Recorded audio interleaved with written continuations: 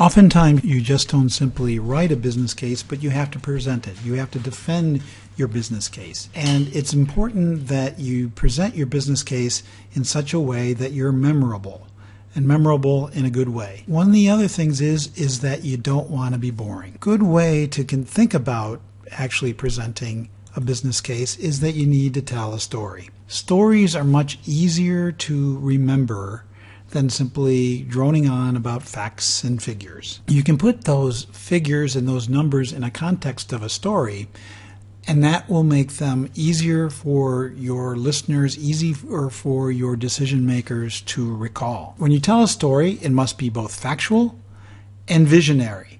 And you want to tell your story from the perspective of your customers or your users. Bring in their experiences and talk about how your strategic initiative is going to benefit them as well as benefiting the organization, because it will in fact do both.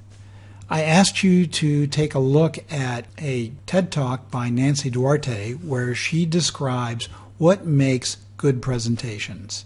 And she describes the ebb and flow of a rhythm of presentations that starts with what is and then quickly moves to what could be, and oscillating back and forth by what is and what could be over and over again until you conclude with a description of what the new normal would be. So how do we apply that to a business case? And let's take a look. Where you would begin is the problem or opportunity. That is the what is. And quickly moving to your strategic initiative. How your strategic initiative is going to address that problem or seize that opportunity, which is the current situation. Then moving back to what is in terms of the alternatives. But then describing your choice among the alternatives and why you picked the one you did. And then to talk about costs that it's going to take to actually see your initiative through, but then the what could be are the benefits that will result from investing in your strategic initiative. And this is the benefits to the organization, and this is where you talk about return on investment and net present value. But again, telling it within the context, how it affects either your customers or your users. And then moving into the risks and mitigations, talking about how you're going to address those, but then closing with a description about the new normal, how your strategic initiative is actually going to change life for your customers, your users, and for the organization. What new benefits are going to accrue, what new future state that will exist.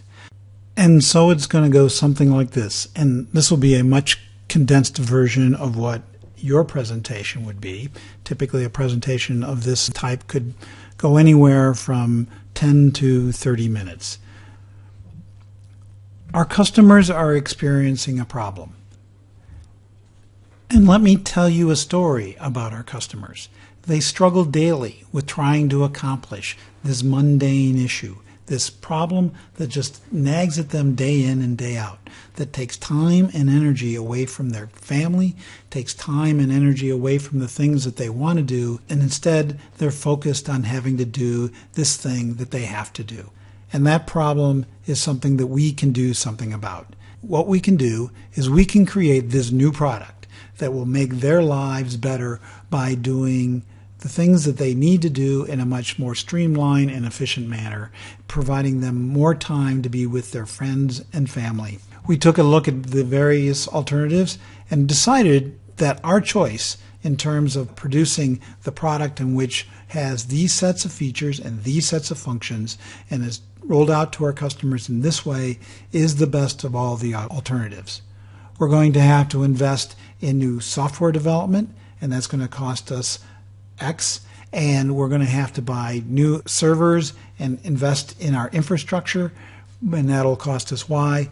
But in return, we will be able to increase our reach to our customers, provide new value, and in fact, this new strategic initiative would have a return on investment of 150%.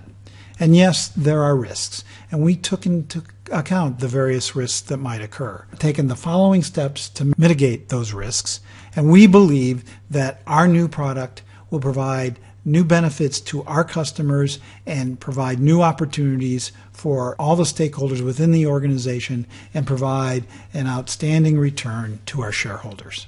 So that, in general terms, is how you would want to think about presenting your business case.